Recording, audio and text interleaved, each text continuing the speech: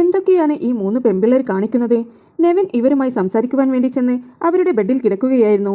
ആ സമയം Nevin sleeveless T shirt ഇട്ടതുകൊണ്ട് തന്നെ നെവിന്റെ ചില ബോഡി പാർട്സുകൾ പുറത്തോട്ട് വിസിബിളായി കണ്ടു. ഇത് കണ്ട ഉടനെ തന്നെ അനുമോൾ പറഞ്ഞു, അവന് വല്ല ഇന്നറും ഇട്ടുകൊടുക്ക് എന്ന്. ഈ സാധനത്തിനെ ഒന്ന് ഇവിടുന്ന് മാറ്റാമോ എന്ന് ചോദിച്ചു. ഇത് കേട്ട ഉടനെ തന്നെ ആദിലയുടെ ഒരു ബ്രാ എടുത്തുകൊണ്ട് നെവിന് ഇട്ടുകൊടുക്കുകയായിരുന്നു. നെവിനും അതിനനുസരിച്ച് നിന്നു കൊടുത്തു. നെവിനെ ബ്രാ ഇട്ട് കൊടുത്തതിന് ശേഷം ആദില പറഞ്ഞു, യു ആർ വെരി സെക്സി എന്ന്.